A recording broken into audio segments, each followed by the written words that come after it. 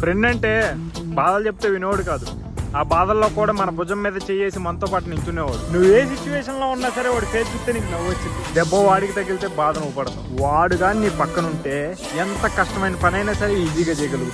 వాడు మనకి ఎంత పెద్ద హెల్ప్ చేసినా సరే థ్యాంక్స్ అన్న చిన్న మాట కూడా చెప్పలేం. తప్పు మనం చేసుకోడా వాడి మీద నెట్టాలనే చూస్తాం. ఎవడైనా మనమే కోపడితే మనకు కోపం వస్తుంది, కానీ వాడు పడితే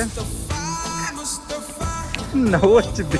నీకు తెలియని విషయం ఇంత తెలిసినా సరే వాడితో పంచుకోకపోతే నీకు నిద్ర కూడా పట్టదు. వాడేంటో గానీ కెరీర్ మొత్తం నాశనం అవుతుందన్నా కూడా లైట్ తీసుకుంటాడు. ఇంకో విషయంలో వాడి దగ్గర లేక రాకపోయి ఉండొచ్చేమో కానీ నీకు అవసరమంటే ఎక్కడ దాకా వస్తాడు. వాడికి శత్రువులు అందరూ నీకు కూడా శత్రువులు. ఏం చేయాలనిపించినా సరే ముందు వాడితోనే చెప్తాం.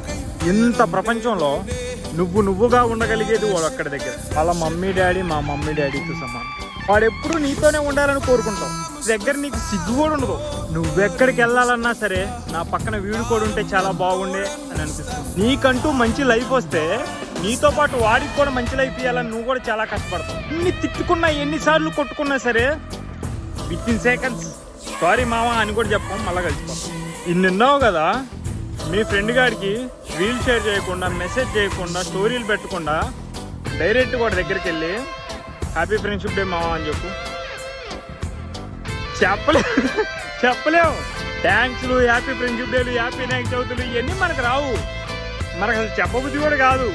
ఎందుకంటే మనం ట్రూ ఫ్రెండ్స్ మావా. చెప్పిన ఈ క్వాలిటీస్ అన్ని నీకు ఒకళ్ళు కనిపిస్తున్నాయంటే వాడే నీ బెస్ట్ ఫ్రెండ్.